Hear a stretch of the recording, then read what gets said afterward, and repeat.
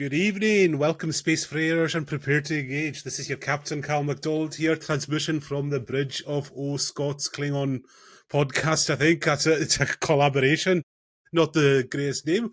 So tonight, very special another Trekfold episode, and our scanners are picking up some serious musical energy from none other than the Klingon Pop Warrior herself. Welcome, Jen. Knecht. Right. And joining me on the crew tonight is returning Kieran. What's happening? Not much. Just keep myself busy. And our resident Vulcan, Martin. What's going on? I have decided to join you for this human and Klingon interaction in case there's a rammy. Well, my good Vulcan friend, I would give you a hug, but as they say, not in front of the Klingons. So, and joining us, the Klingons, Captain. And also join us from the Scots Klingon podcast making this collaboration. Rob, how's it going? Nookney, also, very good evening and welcome. And it's great to be here once again. Now, when we did a podcast, Callum, together, of course, we had some Klingon, but we also had some Gaelic. So I think we need some Gaelic here as well. Oh yes, I'll say it again. Chalama and you son of Asich, and that is today is a good day to die in Gaelic. I could see I've hit a note with Jen. So with that, we shall. The obvious question: where to start? Where did this Klingon Pop Warrior? Where did the spark come from? And have you always been musically inclined? Musically inclined, yes. My parents said that I was singing before I was talking. And this is my Viro Home Ku, my very fierce little kitty here who likes to. She has a little bed over in the corner of my desk, so she'll settle down eventually.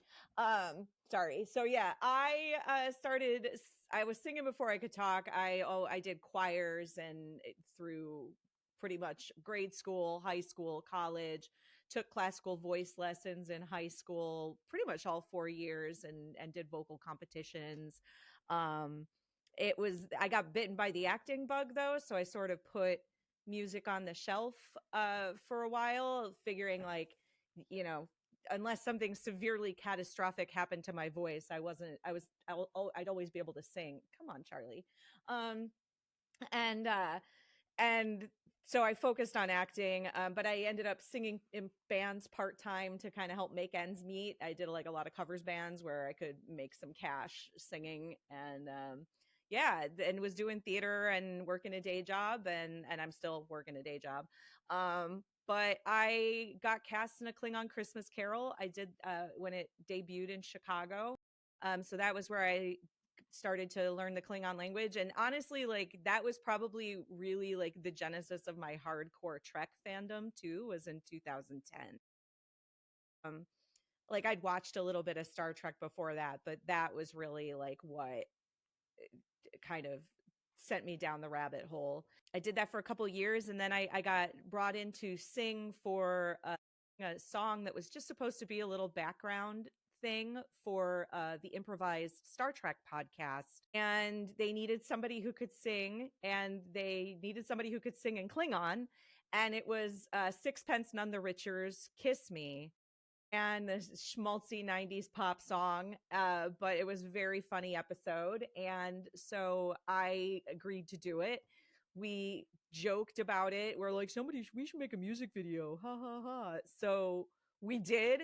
That went up on YouTube in 2013, and we figured people who listen to the podcast, the podcast fans would watch it, and that would be about it. Within 48 hours, 2013, we had over 100,000 views, and we got picked up by all kinds of blogs. Conan O'Brien's website, teamcoco.com, grabbed us. It was crazy. And 100,000 views in 36, I think it was about 36 hours back into 2013, that was a big deal. Yeah. Yeah. And it never really got much more than, I think we're still around 250 right now. It's really not a big thing, but it became sort of the thing where I was like, we should do more of these. And as a collective, like we didn't have time, and I sort of put it on the shelf. And then a year later was when I had managed to collect like 4 songs, and I was like, oh, I could do an EP. And so I got together with musicians that I'd worked with and launched that first Kickstarter. And here we are. Honestly, I did the first Kickstarter. I thought maybe I would get like a year. I'd get to like go to a few conventions and it would be like funny, haha, and that would be the end of it. I never in a million years thought that I would still have a project a decade later. It was what got me the consulting gig, the Klingon consulting gig for Star Trek Prodigy. I started studying the language myself, so now I actually do all of my own song translations as well. In 2017, I passed the level 1 Klingon language proficiency test. Like, it's been a crazy ride. And every time I think that I've done the coolest thing I could do, like the universe is like, oh, hold my beer, girl. We got you. Yep, I'm not going to say the line that it's been a bit of a long road for you. I'm not going to go there quite yet. Yeah. Right, yes, it has. yeah. Such a smooth head. Yep. So, guys, if you want to join in, if you want to jump in with a question. How long? So How long did it take to learn Klingon? I mean, I will still to this day say I'm a beginner level speaker. Like as far as being conversational. But I studied really hard for a year. Really hard to really like try to grasp the grammar. And there's still a lot of things that I have questions about, and there's some grammar points or like words and things. But I think that if you dedicate a year of your time to it, you will be able to hold a basic conversation with almost anybody. And have enough grammar to be pretty freaking dangerous. That's Okay. And you're All right, guys. You're involved sorry. with Carry on. the Klingon Language Institute as well. Yep. Yeah, I am a member of the Klingon Language Institute. That was kind of a foregone conclusion. I went to my first Kepa in 2015, so about a year after my EP released. And I haven't missed a Kepa since. It's my favorite place. It's like nerd family reunion every year, and they just welcomed me in. Even with that first EP, when I was working with other translators at that point, like I was working with members of the KLI, they had sent me translations of songs that they had already translated. So that was probably like one of the cool things, was like that first EP were all songs people had already translated years before in some cases, and I just kind of collected them and then was like, do you mind if I record these? And they were like, go for it. And so then, but when it came time to do the next EP, I had ideas about songs I wanted to do. And at that point, then I had established a level of credibility with the Klingon language community that I would do the language justice musically, vocally, and that I cared about singing it properly as well. And so I was able to ask people for specific songs. I was like, hey, I would really like to do this song. Would anybody be interested in translating it? And people jumped on it. And then by my third EP at that point, 2016 to 2017 was when I started really studying. Starting around 2017 is when I started being comfortable enough to start translating my own songs. And so my third EP, a lot of the songs on there were translated by me. And then fourth and fifth EPs were all translated by me, which was really cool. Wow. And I'm just curious, like, what's the process of translating some of these songs? And is it quite difficult, or is there, how much work I'll just take, for example, like, say the Frozen song. Like, yeah. Which I just don't know. So I can't lay claim to that right. one. That was translated by Felix Malmenbach.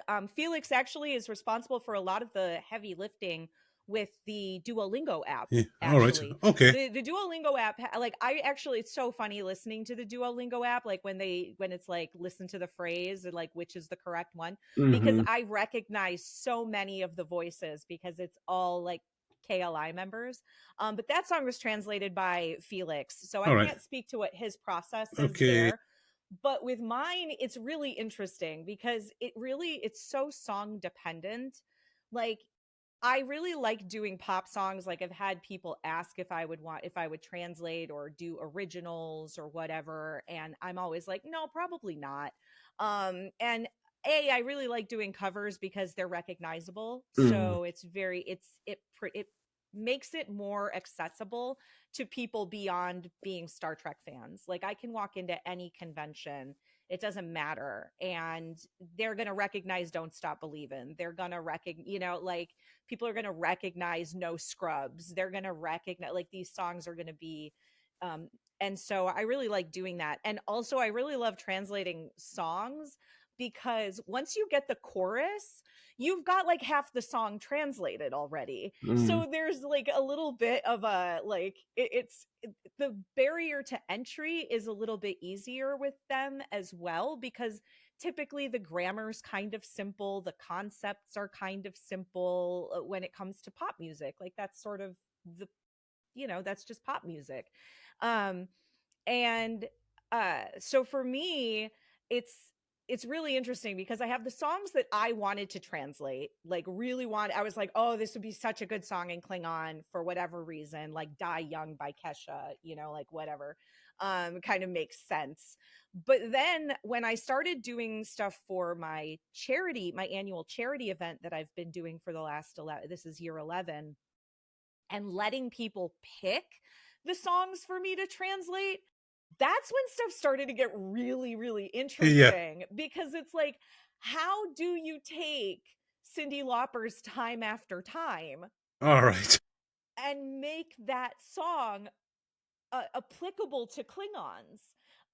Because I don't like necessarily doing word for word translations. I want it to make cultural sense to Klingons.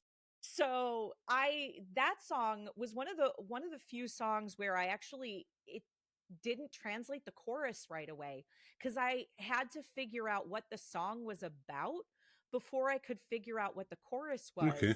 Because there was not a grammatically good way to say time after time.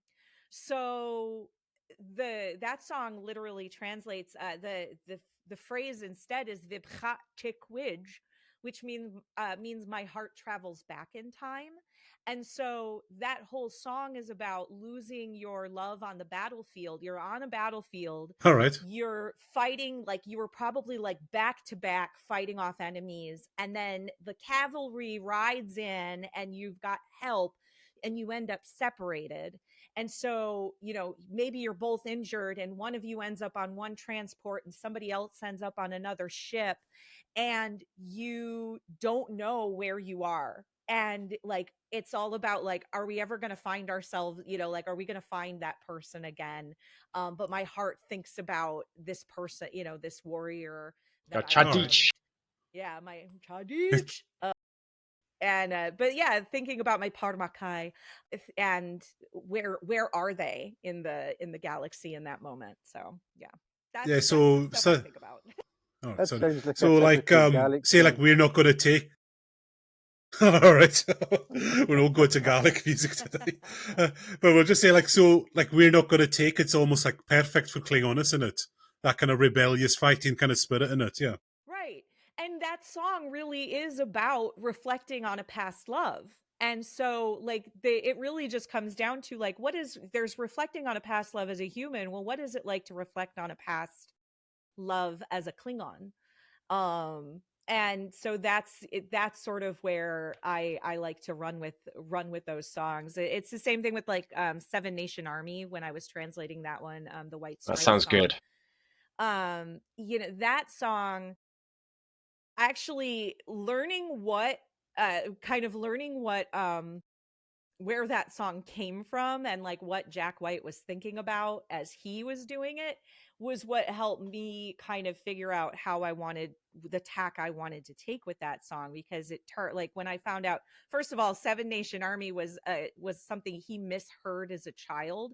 It was he misheard Salvation Army, and because he misheard Salvation Army, which in the US is like, I don't know if they're international. Oh yeah, but we have them as well. Yeah, they're, it's a charitable organization.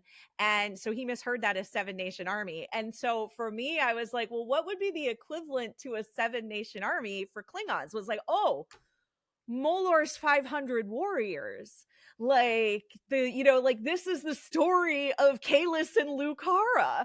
Like that's what this song is, and it's about Molor and people speaking out of turn and trying to tear down their people, and they're gonna like go out and fight off Molor's 500 warriors and like scream on the mountains. Like, of course, that just makes perfect sense. Like Must be a lot of fun just like translating, as you said, these songs into like not just Klingon but Klingon culture as well. So to like follow up, what'd be like your most favorite sort of song that you've done that with? Use your creative process. I think it would honestly, I think it is Time After Time. That is one of my favorite translations. And also No Scrubs. I really enjoyed translating No Scrubs and trying to figure out like what the Klingon equivalent of a scrub would be. Also, the Klingon equivalent of hanging out the passenger side of his best friend's ride. Like, what is that to a Klingon? Like, thinking about like those things is what makes me laugh. And so many, like a number of folks in the Klingon language community, they aren't always familiar with the original songs that I'm doing, which I kind of love also. And so it reminds me of one of my really good friends is a big Weird Al fan, and like I have a deep love of pop music, so I tend to stay up on pop music. But she's at this point where she does not care. And so she knows like all the Weird Al versions, but she's like almost never heard the originals. And I'm like, I kind of love this for you. So I don't remember what I was saying there. But have you done Gangster's Paradise then? Just to be related to them? I should not rap. I should All right. rap. I did a Lizzo song because it got voted on for charity one year. So I did Lizzo's Good as Hell. Which was a lot of fun, but overall I'm like, I should not rap, and I will never do another Disney song. I will never do another. Messing with the mouse is a whole thing. Yeah. I get the feeling that Gangster's Paradise and Klingon would just have the brackets Stovakor. Yeah. Pretty much. Yep. Martin, you've been a bit quiet there. It'll bring you in. I think the rap would suit the Klingon. From one, I think this would be a divisive question. I think half the fandom would say yes, and it would be something that would draw them in.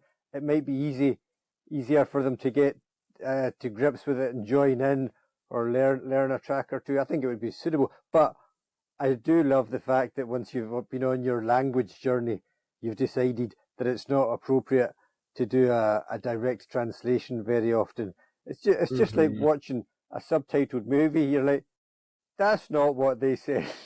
That's not what they said, surely. Right, yeah, if you know the language. Yeah. But then you also are like, oh, I get why they did it that way. Like they, I was listening to an interview. Oh shoot. And now I can't remember the man's name, but he is an actor from Mexico who's really prolific for his voiceover work for dubs, for like Netflix and stuff like that. And he talked about the fact that like, they would bring him these voiceover scripts and he's like, these jokes don't work. He was the voice. I think he was the voice in Shrek of the donkey in Shrek in the Mexico, the Mexican version of Shrek and the Spanish language version of Shrek. And he actually was like, can we like rework this so that this joke makes sense for audiences in Mexico, because this won't make sense for audiences here the way that it does with Eddie Murphy. And so I love that, because that happens That's brilliant. in all kinds of things. Well, my Yeah, it's question I really wanted to ask you was, you said back in 2010 or something when you started, you got you were introduced to doing a Klingon song, and that introduced you to the whole it was a the Klingon Christmas Star Carol. Trek thing. But were you in any way sci-fi geeky before that, even if it wasn't Star Trek or Klingons? So I was a nerd, but not in, like, I was more of like, at that point when I started doing that, when I did that show, like, I'd watched a little bit of Star Trek in high school because Deep Space Nine came out when I was in high school. I was a big I was a theater and band geek. Okay. But like, my friends and I played Magic the Gathering. I played Magic the Gathering when it first, like, the year it came out.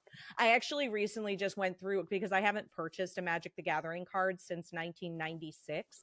So a friend and I actually just went through my shoebox of cards, and like, I've got some good stuff in there, which was pretty great. He discovered a what is it, a Wheel of Fortune. I discovered like one card that's like a good like $350 card. I was like, woohoo! Wow. I don't know if I'm going to sell them or not. Maybe I'll just let them continue to age and let my do it when I'm going to die. That's your Ferengi side. That's your Ferengi side kicking I know, in there. right?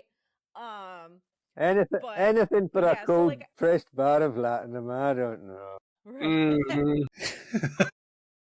But like, so like, I did that and board gaming, and like, I was a big Monty Python fan. Like, me and my friends watching freaking Holy Grail every weekend. God, like, every summer, such a good film. I'm going to give you that. I'm going to give you that instead of right on. Fist bump. Yeah, fist bump. Yeah. And then and now for something completely different. What? No, what's that in Klingon? Ooh, well, Dach is now. What's the word for different? Is there a word for different? Differently, be different. Pim. Now something is that Hoch? That. What about enemy instead of different? Yeah. Enemy. Enemy.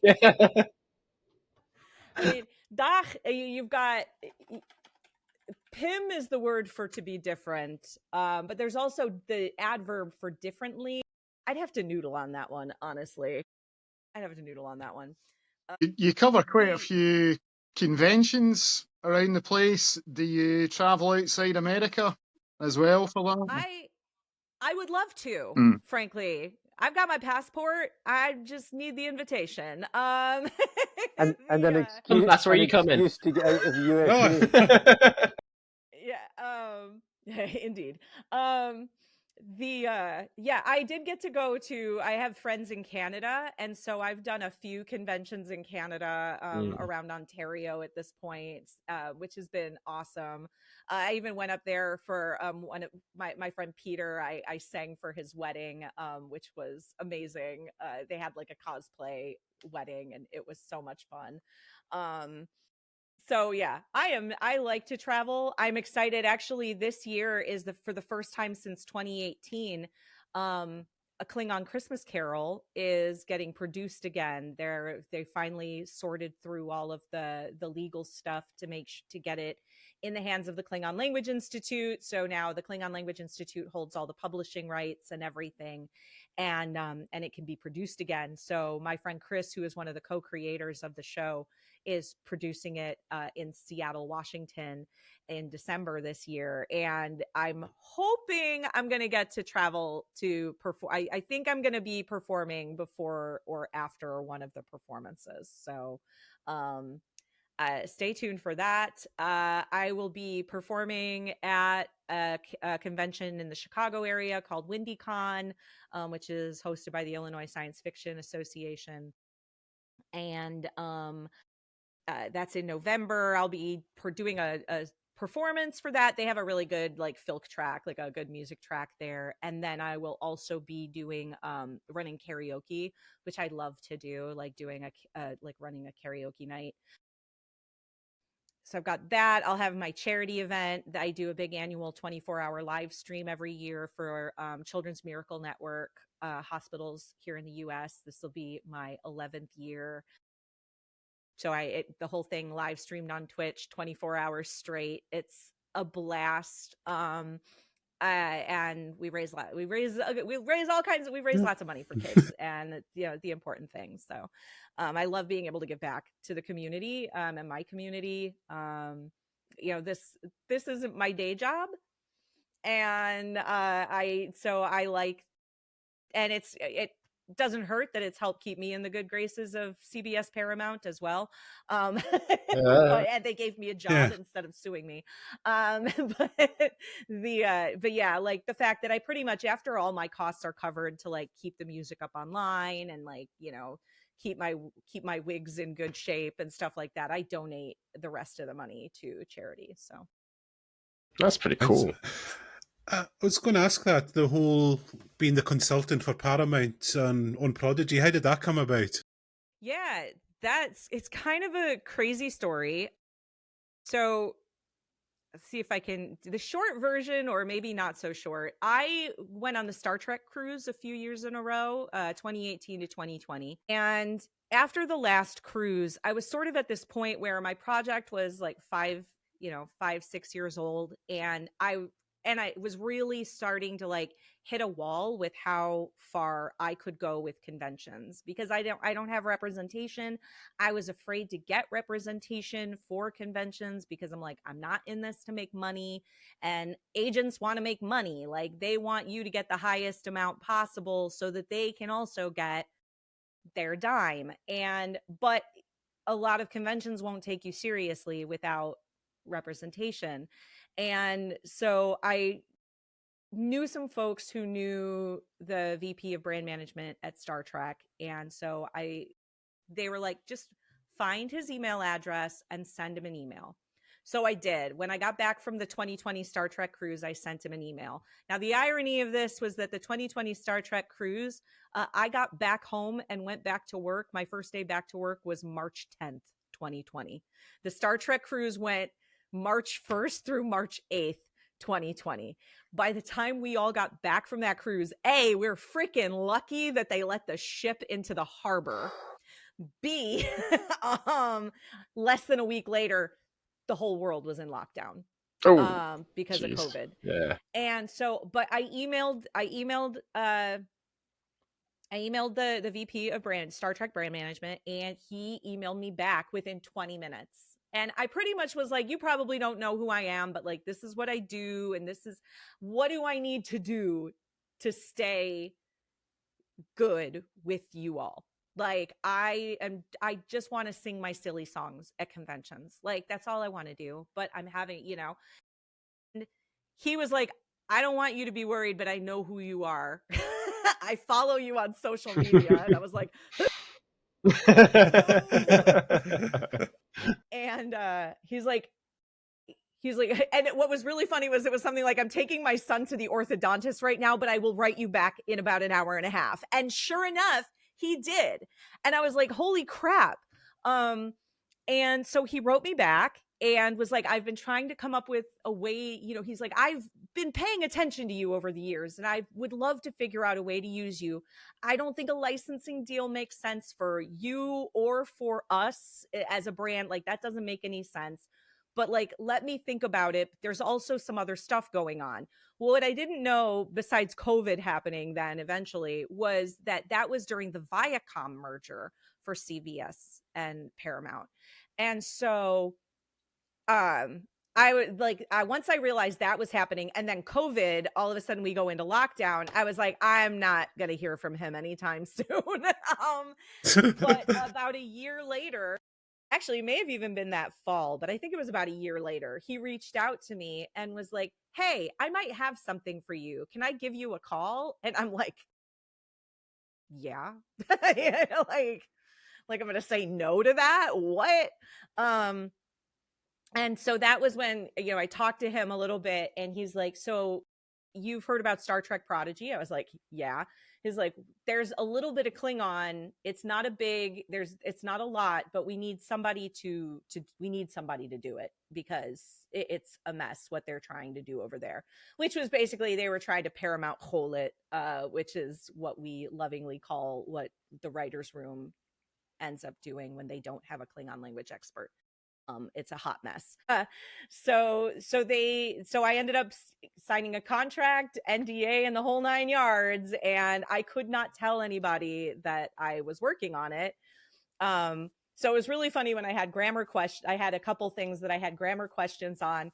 So I pretty much reached out to friends in the language community with alternative requests, trying to say the same thing but using it in like a song lyric or something like that, and being like, is this right, is this grammatically correct, and like, but changing up all of the verbs and like things like that. And they're like, yeah, no, that's right. I was like, great, thanks. And then I'd go back and like finish my thing. And yeah, it was really crazy. The year the show came out, we were doing an online Kepon, and they had just done an interview on like Comic-Con at Home or something like that, where they talked to like Kate Mulgrew and like the producers and a couple other people, and they and Ella Purnell was on it as well. And Okay, nice. they were like, yeah, they brought her in. And Ella Purnell was like, she was wicked. And like, cause I was on a Zoom call with her, coaching her through her Klingon. And they're like, yeah, we had this expert. And they said everybody thought it was my friend Robin who did all the Klingon for Star Trek Discovery, because they said and Robin is like one of the most respected Klingon speakers in the world. And I was like, everyone at Kepa was like, it must be Robin. It's got to be Robin. I'm sure it's Robin. And I'm just like, I'm going to mute and turn off my camera and walk away. Yeah, that's Mic drop onward. That's fantastic. Can I ask you, for the benefit of the mortal humans, I've got a friend asking, what is Kapa? Kapla. No, you said it. Kapla means, Kapla means success. Yeah. It's basically like a salute. Kapla Batja is the like full version of that, and it means success and honor. You're saying you were at some meeting or convention you go to every year, a Kaba meeting. Kepa. Kepa. Yep, Kepa. Kepa. Kepa. Yeah. Yep. What's that? So the annual Klingon Language Institute, Kepa, it means great meeting. So it's the annual great meeting of. It's kind of like all thing then. All thing being the exact same thing in the Old Norse. Oh, nice.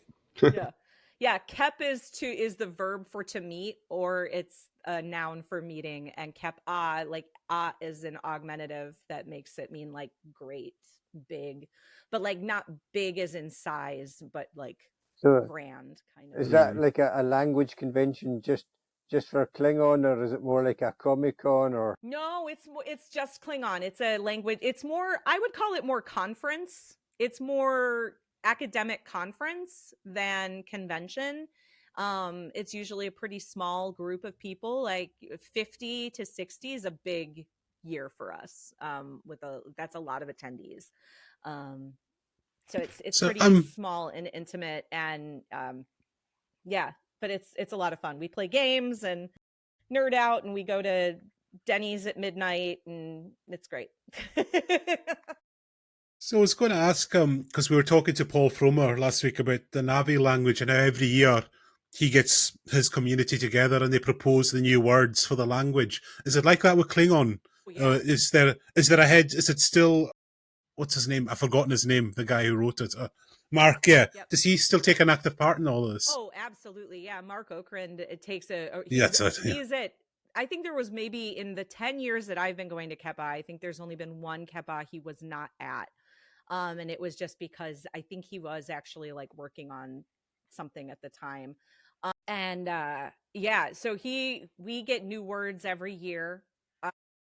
and usually it doesn't just happen at Kepa. There's usually two word dumps each year. There's one that happens at Kepa, and then there's sometimes additional words at Kep Home, which happens in Germany, which is like a smaller meeting. And yeah, so, and he's there every year, grammar points if needed, stuff like clarifying as needed. That all kind of goes into the thing. He's awesome. He's very approachable too. So like, I think I printed up the email that I sent him after I did some work for season 2 of Prodigy, and was like, help, please help, because the thing that I had to do for season 2 was absolutely bonkers, and then they didn't end up using like any of it, but I could at least say I retconned the song from the Birthright episodes of Next Gen, and now that song means something. Okay, Rob, I think I'll bring you in. You've been quiet for a while there. Do you have much involvement with the Klingon Assault group? I am. So the one nice thing about Chicago, I will say this. The one nice thing about Chicago is that pretty much all the fan groups play well together here. So I am, I think I'm a member of both the Klingon Assault group and the Klingon Armada. And I have no real allegiance. You know, I just like to hang out with my friends. Yeah, it's best way to be. Yeah. Yeah. And you know, there's always a lot of drama in fan groups and things like that. Yeah. And my music is for everybody. Yeah. You know, it's not for one group or, you know, one fan club. I'm not, that's not what it's about. So No, absolutely. It's similar. We play well here. Yeah, it's similar in Scotland. We have our own group, of course, Klingon group, which is affiliated with the Klingon Assault group. But we do our very best to get together with SFI groups and various other Star Trek fan groups and others as well. So yeah, as you say, I totally agree with that. It's not about competition in that way. You know, we're all fans of the same show at the end of the day. Right. So yeah. Yeah. I don't know if our Starfleet group is even active here anymore, really. My big thing with Starfleet International is just their requirements around like joining and things like they're an actual like registered 501c3, and so they have dues and they've got hardcore like costuming requirements and stuff like that. Well, I'm a Klingon rock star. You're not going to catch me in the regular Klingon battle gear, because I mean, like, yeah, I'm going to rock my armor, but it's going to be functional and cute. Mm-hmm. Because, you know. I mean, there's quite a lot of things about like Klingons in general, at least from like Next Generation era, that seemed a bit impractical in terms of like armaments and the way the swords worked, but it's all in good fun. Right. But yeah, and that's how, you know, it's like I like to have fun, especially during the pandemic, when like I just started caring more about comfort, and then the fact that you couldn't really see me more, you know, like even when I was doing concerts and stuff, like this is all you could see of me, so I didn't really have to worry as much about what was on the bottom, and so I became a little bit more comfortable, and I'm like, well, I'm gonna wear stuff that's comfortable. And so now when I perform, I go for comfort and function. And I try to kind of like strike a balance between looking cute and but still being like a little badass. So Awesome. I was going to say, with the music, would you ever be tempted to attempt a Klingon opera? No, but yes. I was declarative of that. My opera days, for the most part, are well and far behind me. I did study classical music and classical voice when I was a teenager, early 20s. But now I really love pop music, but I did have the opportunity this year. I went on the Star Trek cruise again for the first time since 2020 this year. Oh, keep rubbing it in. Keep rubbing it in. Yeah. Sorry. You know what? This one for me, it was my friend messaged me from the cruise last year and was like, do you want to go on the cruise with my mom and I next year? And I was like, my tax return is showing up and my divorce will be fine. Yes, I do. Like, it was my gift to myself. So, so I went this past year, and I'm so glad I did, because I got an email in December. So the cruise was at the end of February, and I got an email in December from the cruise line, or Entertainment Cruise Productions, who actually produces the Star Trek cruise. And they were like, Robert Picardo is putting together a show for the Star Trek cruise about Star Trek and the opera, and they're looking for somebody who can sing opera in Klingon. And we know you've sung in Klingon on the ship in the past, because I hustled the ship talent show every year that I was on it in those previous years. And so I was like, sure. I mean, like, I don't sing opera. Like, I was very like, I don't sing opera, but I'm willing to talk to him as long as he, there's a very clear understanding that I don't do opera anymore. Because if he wants me to like translate, the magic flute or something, like, that's not me. That's not gonna happen. And then it turned out what we ended up doing, he really, really, really wanted opera. That was something he was really adamant about, and he really wanted Klingon opera. And there was a production that was done, I think, in the Netherlands years and years ago. It might have been around like 2010, 2012, something like that, called U. And U means universe in Klingon. And it was the story of Kalis set, and it was an opera. Mark Okrand actually did the book for the opera. They had a whole, like, they wrote the music score. There was a whole thing around it. So there was a clip of this online, and so Bob was like, can you do this?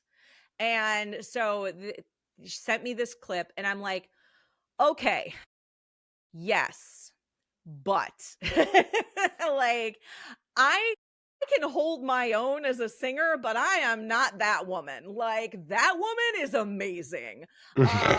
And so I'm like, if I can drop the key, like, if we can do this where we maybe strip out the horns and things, or whatever that drone is in the background, and just do the drumming, then yeah, I think I can do this. And because then I can just pick my note and roll with it, and we should be good. And so that was what we did. And I got to sing with Robert Picardo, and I sang a piece of Klingon opera on the cruise in front of two audiences of almost 1,200 plus people. It was insane. And I got to sing with his friend also, who's this wonderful, wonderful gentleman. His name's Arturo Chacon Cruz, who is if you're familiar with classical music, the three tenors back in the day was Placido Domingo, Luciano Pavarotti, and Jose Carreras. Arturo is part of the modern three tenors. He literally performed as one of the modern three tenors this past summer in Vienna. Wow. He is one of the top 3 operatic tenors in the world right now. And they also had me translate the last verse of Hallelujah by Leonard Cohen. And I got to sing with him on stage. And it was one of the most magical experiences I have ever had. And that's where, like I say, like, every time I think I've done like the coolest thing, like, the universe is just like, wait a minute, we got one more for you. Wait a minute.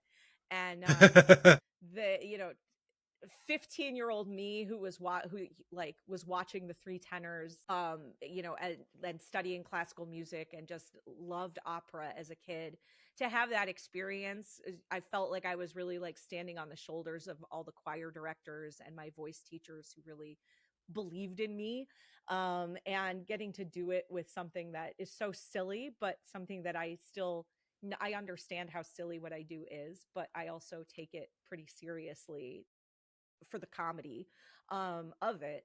And but to get to do that was really truly a once in a lifetime experience that I will never ever in a million years forget. I won't. So Wow. When you're doing these, And I'm just going to say, Martin, when you're doing these cruises, I just had to say to you, Jealousy's not very, sorry, Martin, Jealousy's not very logical that you were showing earlier.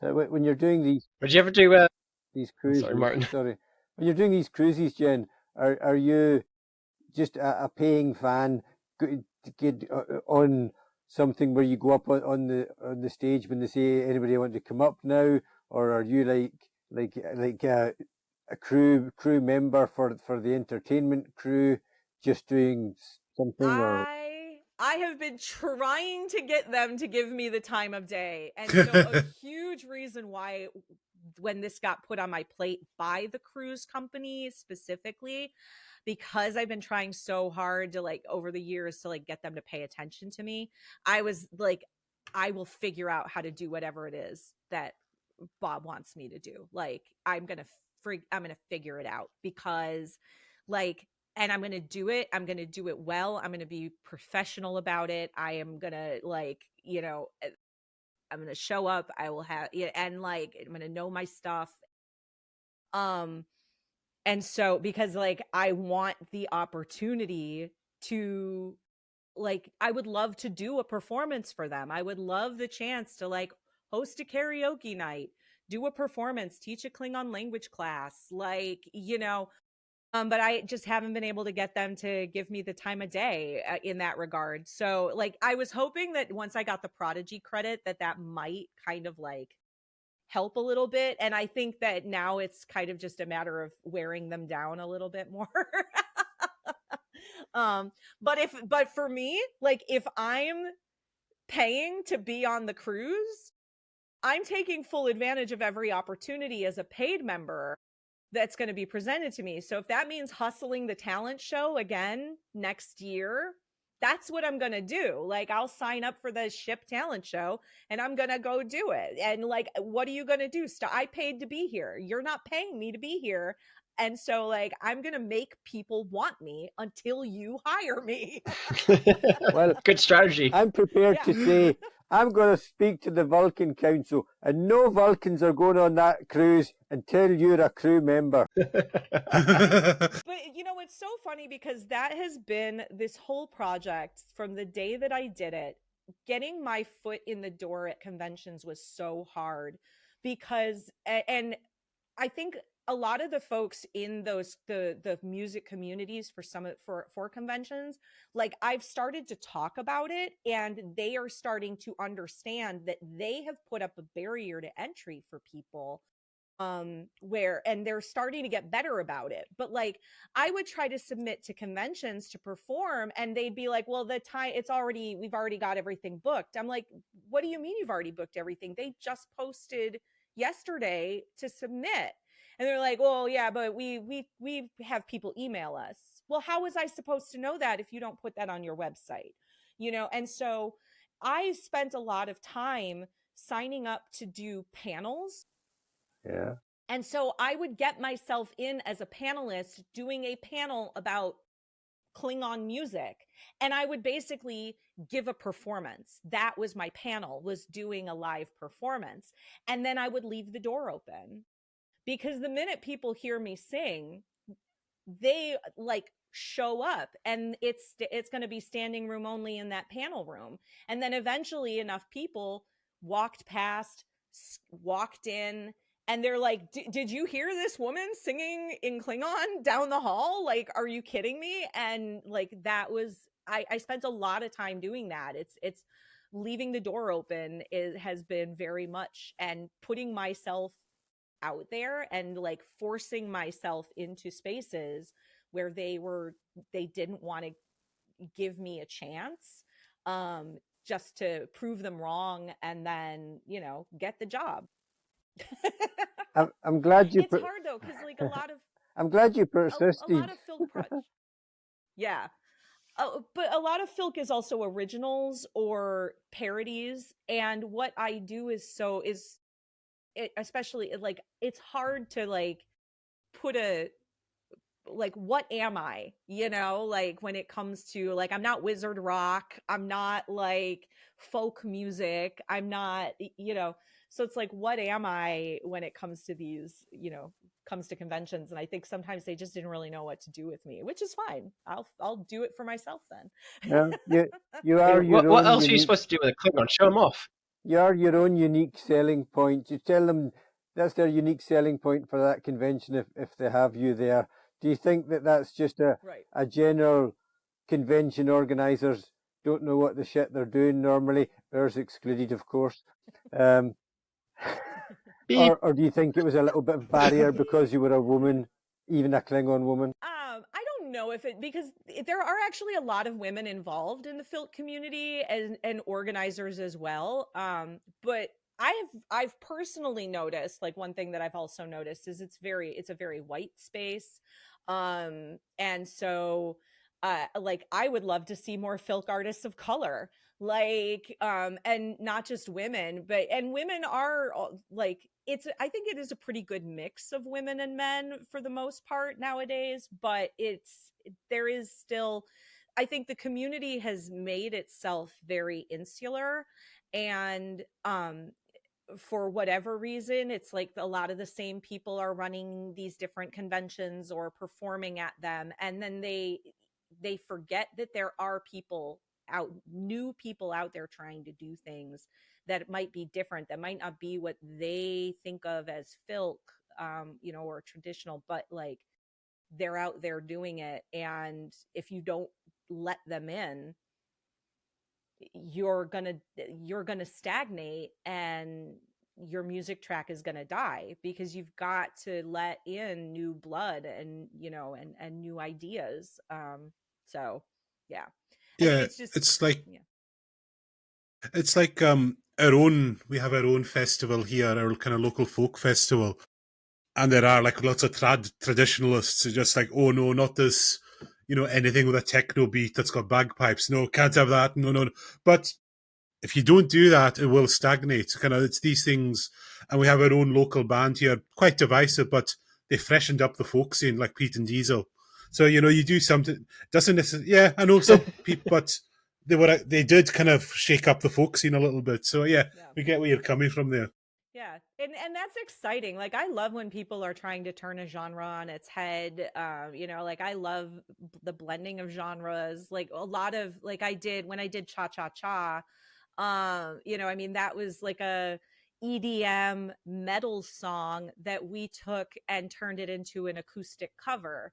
And like, I love doing stuff like that. Like, that was sort of the original genesis of the project, was acoustic music, acoustic covers of these pop songs, because I was trying to invoke this idea of like warriors in deep space on a long mission, and it's like they've got some downtime, it's like their shift is over, so they're like, you know, sitting down in the mess hall with a, you know, a thing of blood wine, and somebody pulls out a Les Paul, and somebody pulls out you know, a drum and a guitar, and they sit down and they start singing love songs of home and like pining for their loved ones. And so that was the original concept, was a very stripped down. It's also cheaper, and in those early days I had no money, and so I had to like think cheap, and and so acoustic was cheaper than doing like a full, you know, drum kit, and, you know,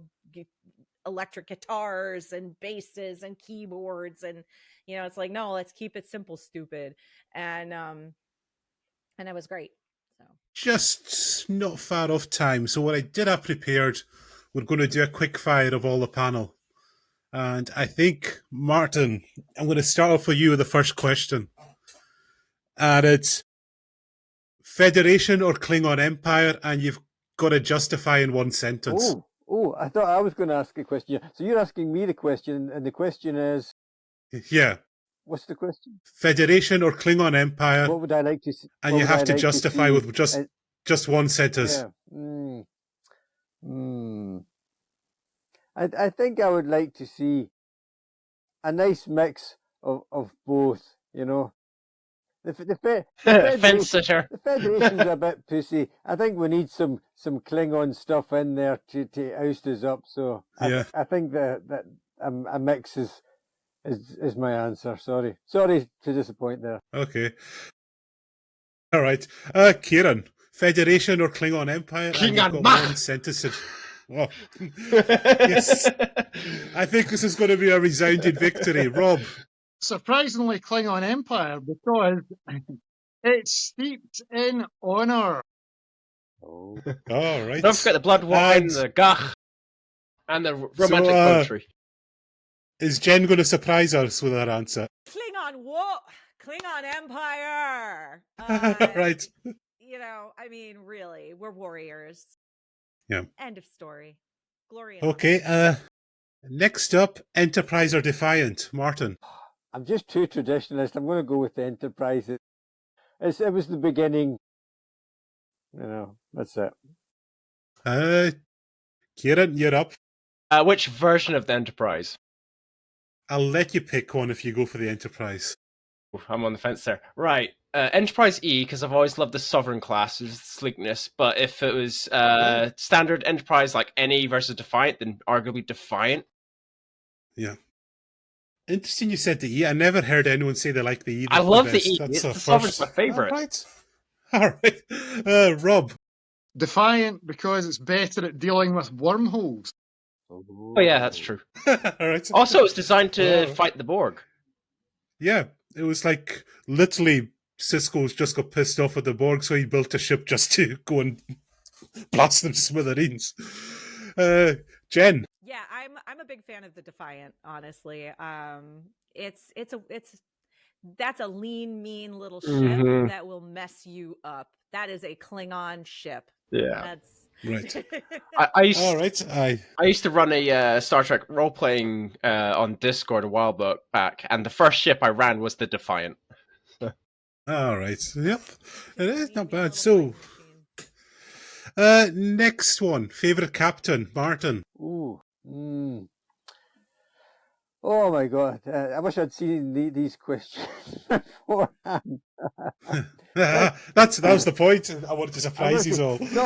Not Jonathan Archer. Not that I've got anything against him, but he just always ends up in this kind of angsty, fed up kind of mode. A kind of moany thing. So I think probably Picard. All right. Okay. Good answer.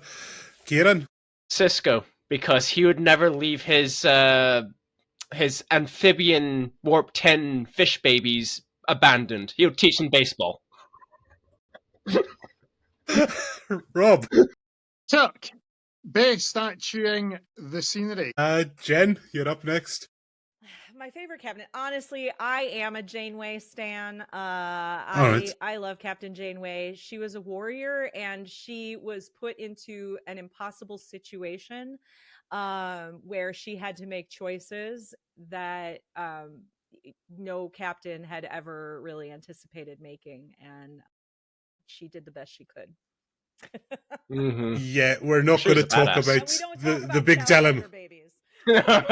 or Threshold. That was the episode. Or Tuvix. Yeah. Yes, we're not going there. We're not. I'm going to decide. I can decide. I'm going Sisko, just because that episode, Trouble with Tribbles, when he's talking about all the things he would like to ask Kirk about. The one of them is, what was it like to fight the Gorn? So basically, on his mind, what's it like to punch a giant lizard man in the face? That's all he. That's what he really wanted to. Cisco is a fanboy of the episode. Yeah, he is. So, here's a good one. What's your go-to Star Trek comfort episode? Not your best one, but the most comforting, Martin. Oh, comforting. If you're feeling down and you just need a pick-me-up, what episode would you go for? Oh, bejeebies. Oh, I'll expand it to a movie as well. You can an episode or a movie. Yeah. I don't know. I'm going to go back to the original. I can't remember the name of it, but one of the band ones where the aliens have got big heads, and they're just making us imagine that they're shooting the rock. They've got the phaser cannons and they're all blasting the shit out of this rock face, and there's no way they're escaping. That's Battlestar Galactica. No, it's one of the original series. It's like episode 1 or 2, and it was originally not shown. Is that the Telosians? Oh, Is it Telosians, is it? the Telosians, the cage. The Cage, that's the one, yeah. Really? The Cage. And then, that's quite a heavy episode, no, really. I find it comforting because they went, we can't be bothered with you. You're like a virus. We're not going to bother with you. We'll leave you in peace, Okay. That's, well, you find your comfort where you find your comfort. Kieran. Oh, it's a tricky one, this. Because I can't go to just any one episode as a pick-me-up. So in terms of pick-me-up, I'd probably go Wrath of Khan as the film. I really enjoyed Wrath of Khan because who doesn't? But in terms of more like the emotional, the sort of episode that makes me cry, but with like good tears, like lovey-dovey, or not romantic tears, but familial tears, is The Visitor from DS9. Okay, because I always think of my dad when I watch that episode, and my dad's watching this stream right now. And right. he said that he's like really enjoying the episode tonight, so I'm going to give a wee shout out to my dad just now. But whenever I watch The Visitor, because it's it's where Captain Sisko gets lost in time, and basically Jake more or less grows up without his dad for a good period of time until he's until an older man. But every time Captain Sisko comes back, he's the same age. So the whole goal is to get Sisko back into his own reality. Yeah. But it's just the way that that episode plans out. Is just and it's about how sometimes you just need to let go because that's what stunts Sisko Jr. I should say. Sorry. Yeah. All right, cool. Rob, you're up next. Gonna go with either a piece of the action, because I like the gangster element of that and the original crew have been involved in it, or the Magnificent Ferengi. That's very brilliant comedic take. It's just the Ferengis in top form. And Iggy Pop as well. Oh, of course, yeah. I hate Ferengi. No.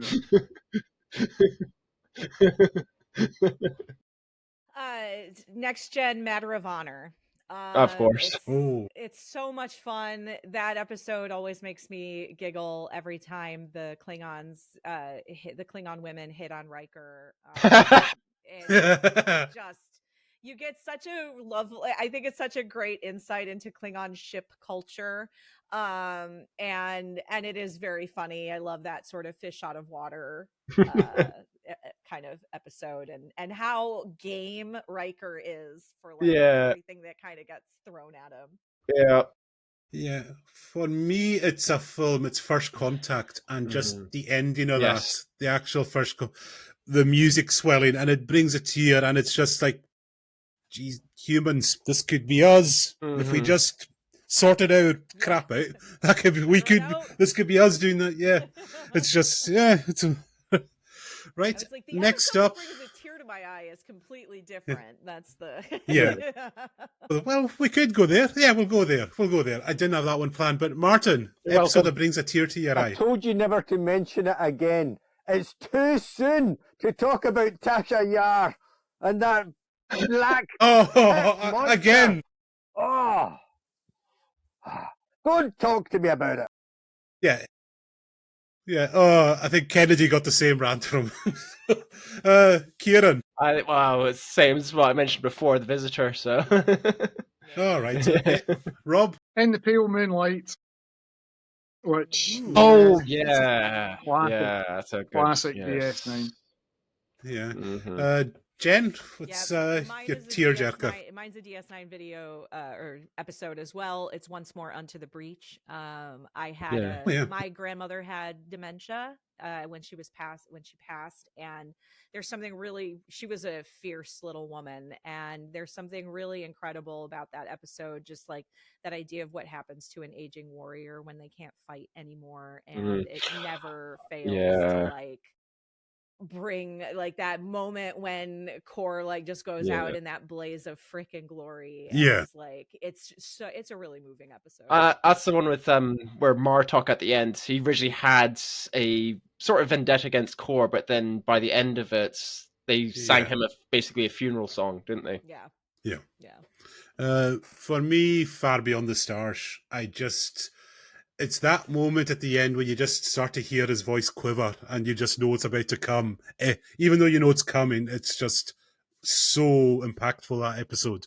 Like, you could talk about that episode, you could analyze that episode in so many ways, I think. It's just, and it's sadly all too relevant still, that one. Yeah. They had a lot of good episodes like that in Deep Yeah. Space Nine. Mm-hmm. Yeah. So, up next, Martin, your favourite Klingon. Ooh. Now, you've got to be mindful of your company tonight as well, I think. I think Being a Vulcan as well, you know, you're... I think Jen Bomb. Yes, Jen Bomb is my current favorite Klingon. Oh! No. Yes. Good. That's my favorite. You're sticking with it. He's not going to shift. Right, Kieran. All right, Kieran. The big man himself, General Martok, now Chancellor Martok. Come on. Right. I actually sort of grew up prior to DS9. I grew up on playing a lot of Star Trek Armada 2, and he is the main guy you play as in the Klingon campaign. And just hearing his laugh when you just press the cloak button. It's just... And he's also awesome in real life. Is it J.G. Hertzler? Yeah, J.G. Hertzler. Yeah, he is such a cool guy. Rob? Yes, Martok as well. He's the Klingon's Klingon. He's the most relatable, I think. Close contest. Obviously, a big soft spot for Worf. Mm-hmm. But, Yeah. no, it has to be Martok. Mm-hmm. But yeah, you actually see Martok win a few fights. Yeah, he's a badass. Yeah. Jen, your favourite Klingon? The joke answer is Jadzia Dax. Of course, yeah. who I think is a better Klingon than Worf most days. Yeah. But the real answer, the real Klingon answer for me, I absolutely love that episode. Shoot, I can't remember the episode name off the top of my head. With Grilka. House House yeah. of Oh, Quark. yes. Yeah. Yeah. Yeah, that's a Grilka, yeah. good episode. Bless her heart. Bless her heart. Taking over her house. I love Yeah. it. I'm actually going to go, because he was sort of the original. It was Commander Krug from yes, Star Christopher Trek Lloyd. 3. Because he was basically, he set the template for all the Klingon cosplayers, basically. There's a lot owed to him. And he was he the first one to actually properly speak Klingon Yeah, on he screen? was. Yeah, Yeah. he was. In sentences, yeah. He cared too. He actually, like, Mark will tell that story. He really, like, cared about getting it right. Yep. So, what else do we have? All right, and this one, just a very quick favourite Klingon episode. Martin. That's too hard. Can the others and come back to me on that one? All right, Kieran. Well, I think the first one that pops to mind, it's hard to kind of really pick, but I think when the Klingons were either laying siege to DS9, but another one that pops to mind is when I think Worf is on the Rataran. He's like second commander. He's like second commander to Martok. Oh, yeah. He tries to rile him up, and even attempting a "Koi Killer Spook Lord." Yeah, get him on the go. Rob, you're up. Yeah, it's already been mentioned. I'm going to go with House of Quark because I think it's the comedic element of it with Quark as a Klingon and Grilka, and I just think that's perfect. Mm-hmm. Right, Jen, your favourite Klingon episode? It really is Once More Onto the Breach. That's okay. That one is it's the one that brings a tear to my eye, but it's also one of my favorites. Yeah. I think it's Way of the Warrior for me. That is just epic, and Klingons are plenty in that one. So with that, I think we'll finish off with this one. Are you still thinking Martin? We haven't got Martin's. I'm completely lost on that one. I just I've no idea. Too much. Do you need a mind meld? Do you need a mind melt here? Yeah, exactly. I do want to ask another question to Jen, though, if I can. Yeah, we'll let you. Yeah, which is how can we find out where you might be in 2026 or 2027 without appearing, like we're stalking you, to find out if you're going to be at a convention or something. Like I've got cousins in Toronto, so if you were going to be at a convention in Toronto or something, I might go there. But how can we find out where you're performing in 26, 27? KlingonPopWarrior.com is probably the easiest way to remember me and find me. I've got links there. I usually have like a latest news thing at the top that'll tell you the next convention or live performance that I'm going to be at. I think I'm just, some stuff just got added recently, so I have to update it. It's also got links to all of my social media. You can find me on Spotify, Amazon, iTunes, all the things to find my music. Bandcamp is the one that gives us the best margin, just as for any musician. So follow, like, all your favorite indie musicians, go to Bandcamp if they've got a Bandcamp. And yeah, I'm on a lot. I basically am on every social media. If I'm not at Klingon Pop Warrior, I'm at Klingon Pop on pretty much everything. And all right. Yeah. Okay. All right. That was actually quite well timed there, Martin. A good way to finish us out. Any final thoughts, guys? Just a big thanks to Jen for coming on. It's been a blast. We've loved it. Thank you. All right. Okay, that's great. Well, unless we want to sing off, but Whoa.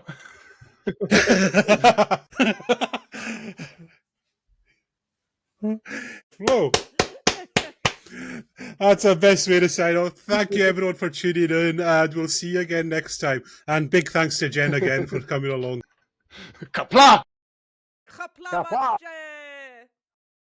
Right.